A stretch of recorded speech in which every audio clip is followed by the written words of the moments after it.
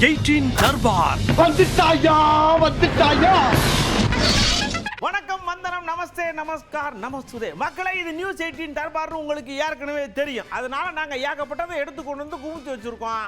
ஒன்று ஒன்றா எடுத்து கொடுத்துக்கிட்டே இருப்போம். நீங்கள் வாட்டுக்கு பார்த்து ரசிச்சுக்கிட்டே இருக்க வேண்டியதான். வாங்க நிகழ்ச்சிக்குள்ளே போவோம். மக்களை, இப்போ நாம செம சினிமாக்குள்ளே போகிறோம். இந்தியாவுக்கும் பாகிஸ்தானுக்கும் முட்டல் மோதல் நடந்துக்கிட்டு இருந்துச்சு. நம்ம ராணுவத்துக்கு ஆதரவு தெரிவிக்கிற விதமாக நம்ம தமிழ்நாட்டில் ஒரு பேரணி நடத்தினாங்க முதலமைச்சர் தலைமையில். தேசிய கொடி ஏந்தி சும்மா அழகா ஒரு பேரணி. நாங்கள் உங்களுக்கு சப்போர்ட் பண்ணுறோங்கிற ஒரு விஷயத்தை பறைசாற்ற விதமாக இருந்துச்சு. வாங்க ஒரு பார்ப்போம்.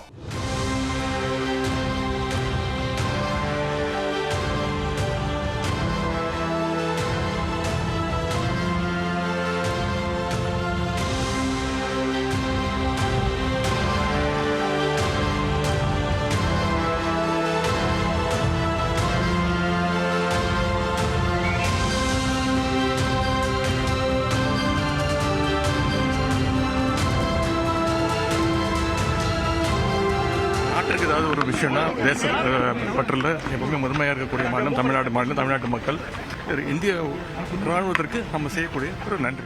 ராணுவ வீரர்களுக்கு அவர்களுடைய குடும்பங்களுக்கு ஒரு மிகப்பெரிய நம்பிக்கையை தரக்கூடிய வகையிலே, அதே நேரத்தில் அவர்களுக்கு உறுதுணையாக நாங்கள் என்றும் இருப்போம் என்று சொல்லக்கூடிய வகையிலே நம்முடைய முதலமைச்சர் அவர்கள் இந்த பேரணியை முன்னெடுத்திருக்கிறார். அடுத்து பாருங்க, நேரம் கோயம்புத்தூருக்கு போறோம். அங்க அதிமுகக்காரங்க என்ன பண்ணிருக்காங்க, நம்ம ராணுவத்துக்கு நாங்களும் துணை நிற்கிறோம், நாங்க எல்லா சாமியையும் சேர்த்து வச்சு கும்பிட்டு பூரா ஆசீர்வாதத்தை ராணுவத்துக்கு கொடுக்குறோம் சொல்லி மும்மத வழிபாடு நடத்திருக்காங்க. அவங்க எப்படி நடத்திருக்காங்கிறதையும் ஒரு எட்டு பார்ப்போம் வாங்க.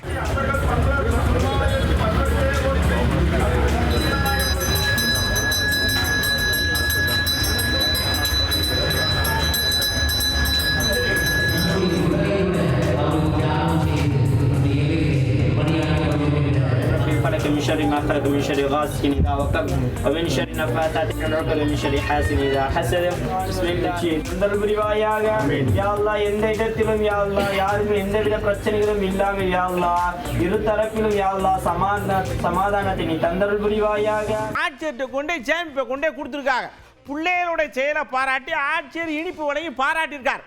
என்னதான் இருந்தாலும் அந்த பெரிய மனசு இருக்குல்ல, அதை பாராட்டணும்ல.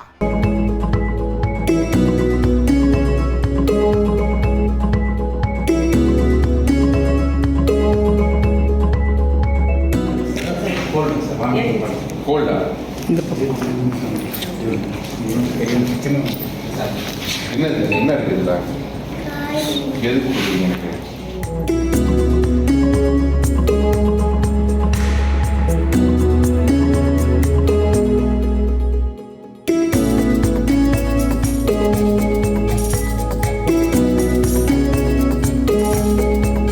எந்த நாள்லையும் நம்ம ராணுவம் ஒருபோதும் பலத்தை இழந்துடக்கூடாது, மன தைரியத்தை இழந்துடக்கூடாது, அவங்களுக்கு பலமும் தைரியமும் இருக்கணும் வேணும் அப்படின்னு சொல்லி கும்பகோணத்தில் மகளிர் எல்லாம் சேர்ந்து ஒரு பிரார்த்தனை பண்ணியிருக்கிறாங்க. அவங்களுடைய பிரார்த்தனை எப்படி இருக்குங்கிறத இப்போ நம்ம ஒரு எட்டு பார்த்து வருவோம் வாங்க. இந்த இந்திய வீரர்கள் வந்து நம்ம எல்லையில ரொம்ப கஷ்டப்பட்டு நம்ம எல்லாம் நல்லா இருக்கணும் அப்படின்றதுக்காக காவல் காத்துட்டு இருக்கிற முப்படை வீரர்களும்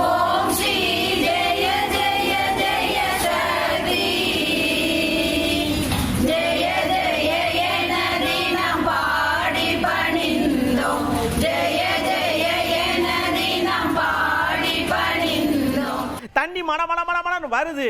ஏன் தண்ணி வந்துருச்சு, ஆற்றுல அழகு இறங்குறதுக்கு நேரமும் வந்துருச்சுன்னு சொல்லி அந்த தண்ணியை பூ போட்டு வர வைத்து என்ஜாய் பண்ணியிருக்காங்க.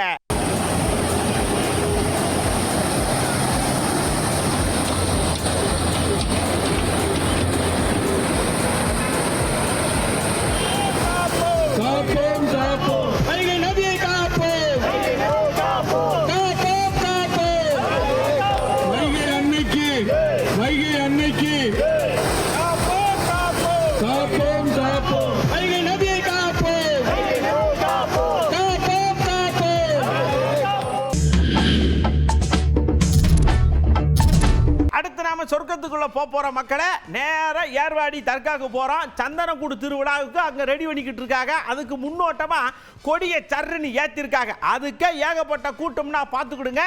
அந்த கூட்டத்துக்குள்ளே சொர்க்கம் அமோகமாக இருக்கு. அதையும் பாருங்க.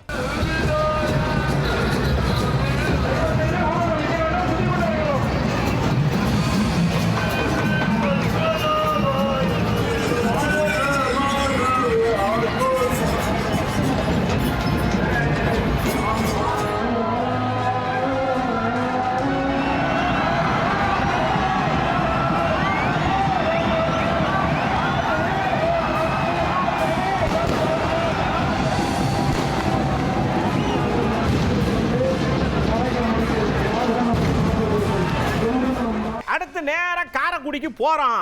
அங்க பாருங்க எல்லாரும் ரெடியா நிக்காக. கையில வளையங்களையும் வச்சுக்கிட்டு விசில அடிச்ச உடனே தண்ணிக்குள்ள தொப்பு தொப்பு தொப்புன்னு விழுந்து அங்க நடக்கிற மீனை பூரா பிடிச்சு அரிச்சு எடுத்து வீட்டுக்கு கொண்டு போயிருக்காங்க. எல்லாரும் ஒரு இடத்துல ஒண்ணு சேர்ந்து மற்ற வேலையெல்லாம் தூக்கி போட்டு மீன்பிடி திருவிழாவில் இறங்கினாங்க பாருங்க. அங்க சொர்க்கம் தான்.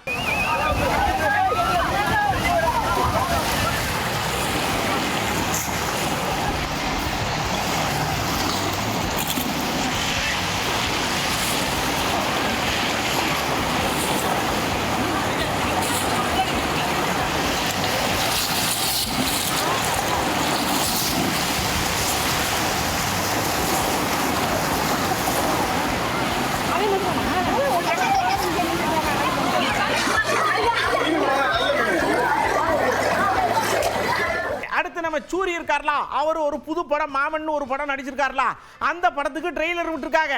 அதை கடலூர்ல ஒரு தியேட்டர்ல போட்டிருக்காங்க. அதுக்கு கூட்டம்னா கூட்டம், யம கூட்டம். அங்க போய் சூரியும் பார்த்திருக்காரு.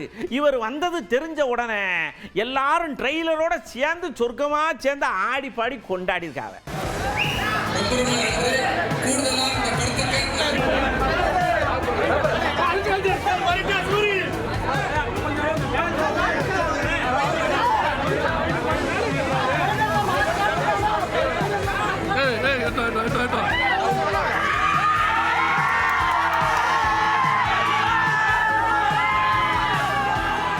வெற்றியை பறிக்கிறதுக்காக விடாம பஸ் பின்னாடி ஓடி வண்டியை நிறுத்தியான பரீட்சைக்கு போகணும்னு சொல்லி பஸ்ஸில் ஏறி போய் பரீட்சை எழுதுற அந்த பாப்பா நல்ல மார்க் எடுத்து பாஸ் பண்ணதை நம்ம விசிக தலைவர் திருமாவளவன் அண்ணாச்சிருக்கா அவைய கூப்பிட்டு பாராட்டு தெரிவிச்சிருக்காங்க. வெற்றியை விரட்டி பிடித்த வீரமங்கை அப்படின்ற மாதிரி சொல்லியிருப்பாங்க உங்களுக்கு.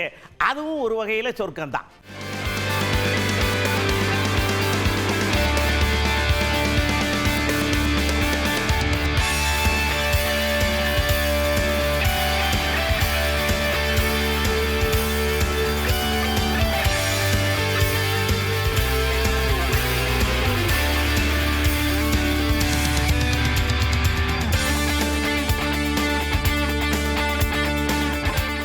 நம்ம தாவேக்கால இருக்கக்கூடிய மகளிர் அணியெல்லாம் சேர்ந்து அந்த பாப்பாவை கூப்பிட்டு வந்து கேடை கீடை எல்லாம் கொடுத்து ஏதாயி இன்னும் காலேஜில் போகும்போது இன்னும் படிப்பை விரட்டி விரட்டி பிடிச்சி வெளுத்துடணும் அப்படின்னு சொல்லி பாராட்டியிருக்காங்க. ஆமாம்,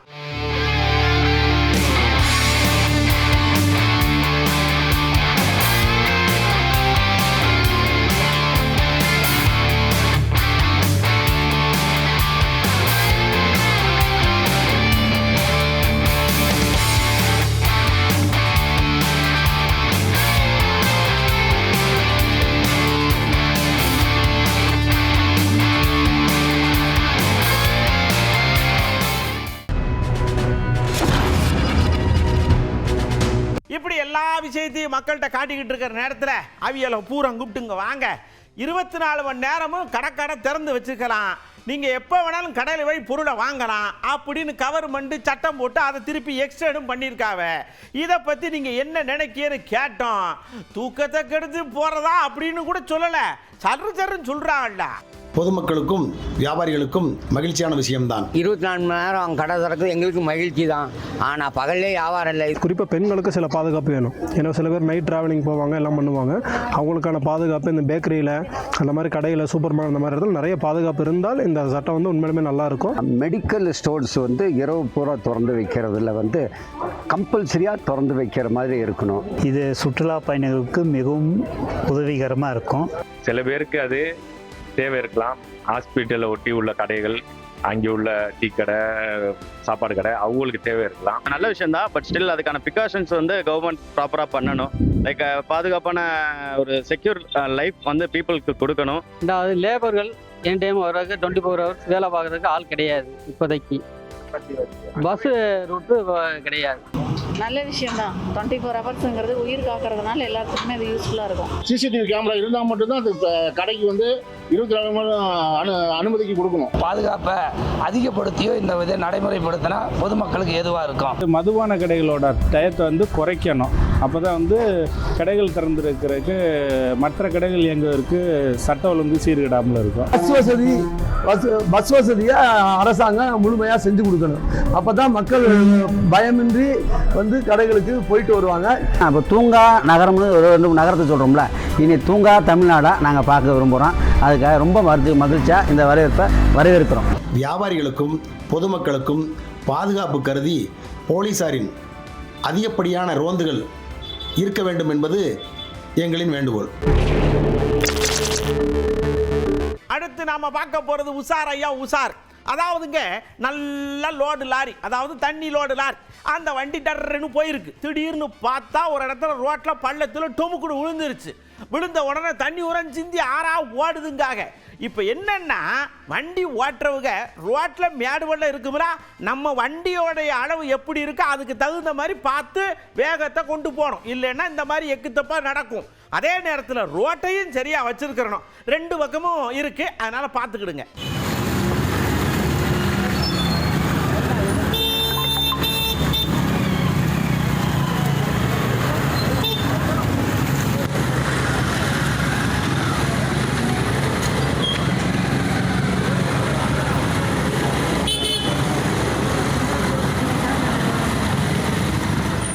அடுத்து நேராக தேனியிலேருந்து ஒரு அழைப்பு வந்துச்சு. கூப்பிட்டு இந்த சிசிடிவியை பாருங்க. நாங்கள் பார்த்தோம். ஒருத்தர் என்ன பண்ணுறாரு, நேராக எடுத்துகிட்டு வந்து சாவியை போட்டு வண்டி எடுக்காரு.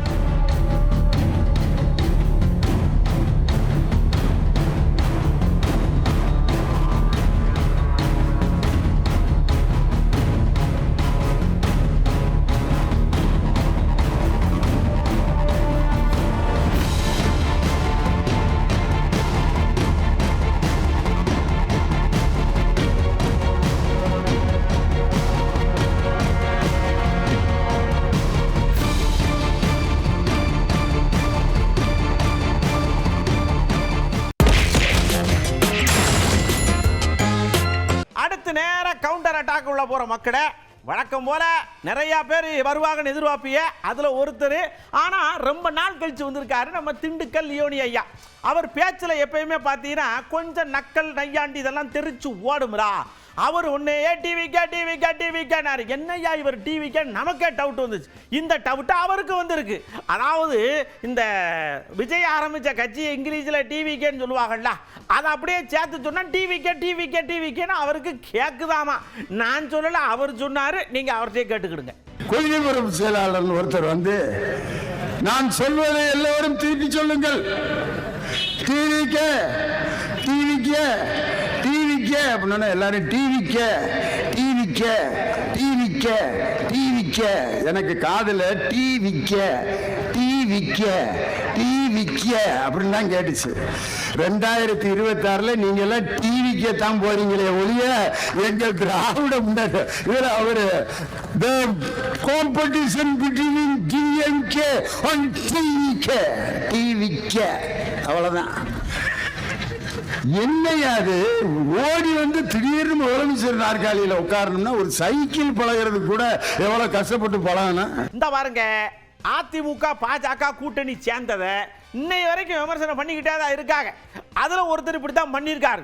ஒரு ரெய்டு தாயா விட்டாங்க. சடக்குன்னு எடப்பாடி நேராக டெல்லிக்கு பிளைட்டை பிடிச்சி சர்ன்னு ஓனாரு. கூட்டணி நாங்கள் முடிஞ்சு போச்சு. ஒரு ரெய்டுக்கே இப்படியா அப்படின்னு சொன்னது யார் தெரியுமா? நம்ம கீதா ஜீவனக்கா தான். அதிமுகவை சார்ந்த எதிர்கட்சி தலைவர் எடப்பாடி அவர்கள் சொல்றாங்க, ஒரே ஒரு ரைடு தாங்க வச்சது ஒன்றிய அரசு எடப்பாடியோட சம்மதக்கார வீட்டுல. உடனடியா ஓடி போய் என்ன பண்ணிட்டாரு, கூட்டணி போட்டுக்கிட்டாரு. அதுதான் உண்மை. பாஜக அதிமுக கூட்டணின்றது அதுதான். ஆனா அவர் என்ன சொல்றாருன்னா, எங்க கூட்டணியை பார்த்து பதறாரு முதலமைச்சர் அப்படிங்கிறாரு. பதற்றம் இல்லை, ஒன்றும் இல்லை. அவங்க என்ன கூட்டணி, புது கூட்டணியா?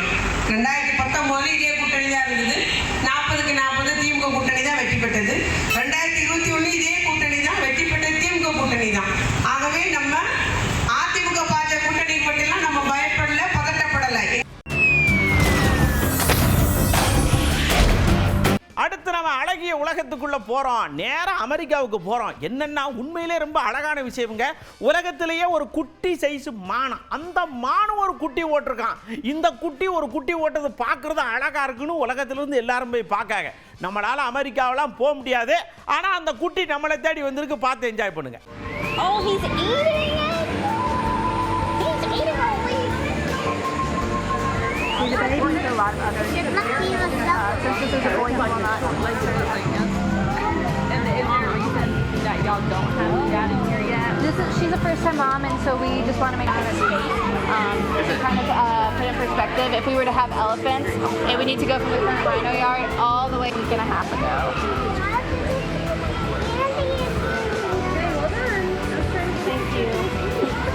Yeah, no problem. But we're currently, since this is his first day out. அடுத்து பாருங்க, சித்திரை மாசம் அப்படின்னு வந்தாலே பொன்னேர் ஊட்டி புதுநெல் விதை வைக்கணும் அப்படின்ற மாதிரி ஒரு பழமொழி சொல்லுவாங்கல்ல. தாய்லாந்தில் விவசாயம் பண்றாங்க, அதனால அங்கேயும் பொன்னேர் ஊட்டி புதுநெல் விதைக்கணும்னு சொல்லிட்டு புது விதையை விதைக்கிறதுக்கு அந்த நாட்டு மன்னரே வந்து அதை துவக்கி வச்சிருக்காருன்னா பார்த்துக்கோங்க.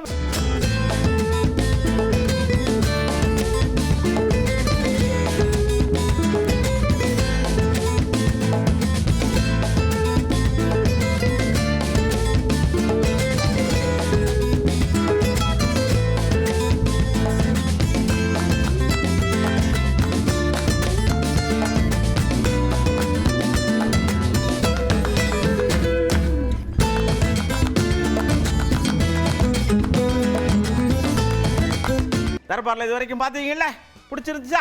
அப்படியே போய் நல்லா போய் அழகாக போய் தூங்குங்க. கொஞ்சம் வெக்கையாக தான் இருக்குது, வெயில் அதிகமாக இருக்குது. சில பேர் குழுன்னு தூங்குவியா, சில பேர் பேண்ட் போட்டு மட்டும் தூங்குவியா. இருந்தாலும் கதவை திறந்து விட்டு தூங்கிறாதியே, வெக்கையாக இருக்குன்னு திருடங்க உள்ளே பூந்துருவாங்க. திருடங்க பூராங்களோ இல்லையோ, பெருச்சாலி பூதியா வீடை பூட்டி வைக்கிறதே பெட்ஸு அப்படின்னு சொல்லலாம். ஓகே, அடுத்த தர்பாரில் இதே மாதிரி நான் உங்களை நிறைய விஷயத்தோட சந்திக்கிறேன். அதுவரை உங்களிடமிருந்து அன்புடன் பண்புடனும் பாசத்தோடு விடைபெற்றுக் கொள்வது உங்கள் அன்புடன் பண்டிகையில். வணக்கம் மக்களே. 18 தர்பார் வந்துட்டாயா.